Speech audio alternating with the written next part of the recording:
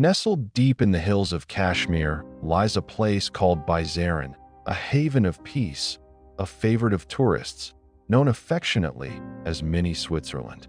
But on April 22, 2025, this paradise turned into a blood-soaked nightmare. 28 lives were lost, over 20 injured, most of them innocent tourists, men, women, and even children. At exactly 2:50 p.m., four heavily armed militants emerged from the pine forest that surrounds the meadow. They wore military-style uniforms and were armed with M4 carbines and AK-47s, guns often used by elite terrorist units. Without warning, they began firing. But this wasn't random. Survivors say the attackers demanded to know the names and religions of the tourists. Some were ordered to recite the Kalima, a declaration of Islamic faith. Those who couldn't were executed. Among the chaos, one man stood between terror and humanity, Syed Adil Hussein Shah, a local Muslim pony handler who tried to disarm an attacker and was gunned down in the effort. Adil's courage not only saved lives, it reminded the world that Kashmiris too are victims of terrorism and many stand against it. Pony handlers and villagers risked their lives to help. 11 injured were rescued on horseback, others carried on stretchers made from wood and cloth. Within 40 minutes, military units arrived. Helicopters airlifted the critically injured to Srinagar's military hospital. A lockdown was imposed.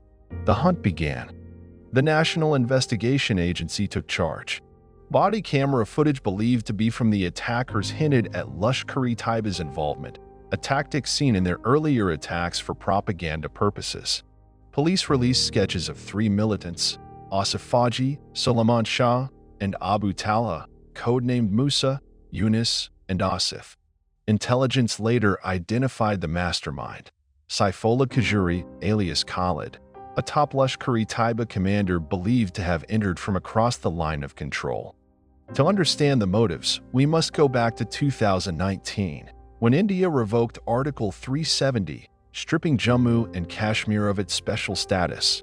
Since then, over 83,000 non-Kashmiris have received domicile certificates, allowing them to buy land and seek jobs in the valley. The Resistance Front, an offshoot of Lashkar-e-Taiba, claimed responsibility. They accused the government of orchestrating demographic change. Kashmir, already the most militarized zone in the world, saw renewed insurgency fueled by both cross-border infiltration and local radicalization. Prime Minister Narendra Modi returned early from Saudi Arabia, vowing justice.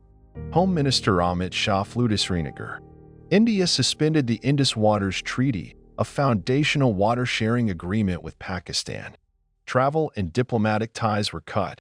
All STRC visa exemptions for Pakistan were revoked. Military attaches were expelled from both countries. The world responded. The UN, EU, and several countries condemned the massacre. Singapore expressed solidarity with India. Pakistan denied involvement. Their defense minister claimed it was a homegrown uprising linking it to other insurgencies in Nagaland, Manipur, and Chhattisgarh. Among the dead were 25 Indian tourists from states like Maharashtra, Kerala, West Bengal, and Gujarat, a 26-year-old Indian Navy officer, an Intelligence Bureau official, 2 foreign nationals from Nepal and the UAE. Some were shot at close range. Others were left to bleed. One attacker spared a woman to tell the Prime Minister what she saw. In Kashmir, in Delhi, in towns across India, people lit candles, not just for the victims, but for a future free from fear. This was not just a terrorist attack.